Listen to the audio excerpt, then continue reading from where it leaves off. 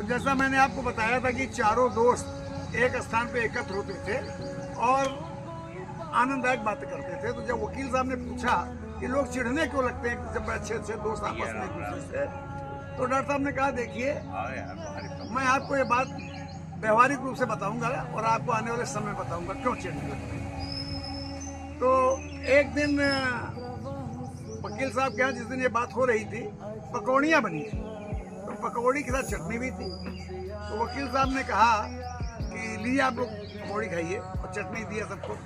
तो सब लोगों ने बड़ी तारीफ की पकौड़ी की।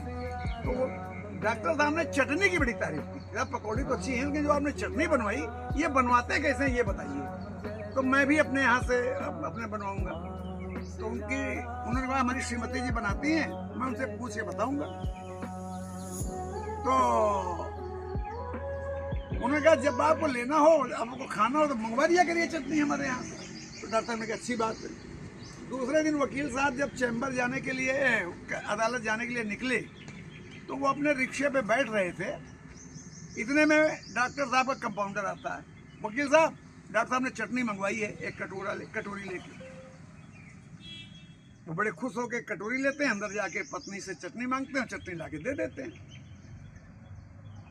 शाम को जैसे ही वो लौट के चैम्बर में बैठे अपने क्लाइंट से बात कर रहे थे, डॉक्टर साहब का आदमी फिर पहुंचा और बोला डॉक्टर साहब, वकील साहब, डॉक्टर साहब ने चटनी मंगवाई। तो उन्होंने फिर लाके दे दी चटनी। ऐसा वो रोज करने लगा, कभी सुबह, कभी दोपहर, कभी शाम। जब भी वकील साहब घर में हो वो चटनी मांगने पहुंच जाता था। एक दिन वकील साहब बड़े परेशानी में, कोई मुकदमा उनके बड़ा तगड़ा था, तो उसके लिए जा रहे थे। रिक्शे में बैठने ही वाले थे कि वो पहुंच गया कि डॉक्टर साहब वकील ने भेजा चटनी मंगवाई है। उन्होंने कहा चटनी चटनी बचा दी। एक ही बात बार बार चटनी चटनी चटनी, भगा नहीं देंगे चटनी। उन्होंने भगा दिया। शाम को जब वो आ रहे थे, वकील साहब रिक्शे से उतरने वाले थे, इतने में फिर कंपाउंडर पहुंच गया। वकील साहब नमस्ते, डॉक्टर साहब ने चटनी मंगवाई है। अब वो डंडा लेके उसको मारने दौड़े जो हाथ में लिए थे। मार दे, देखो कहीं का।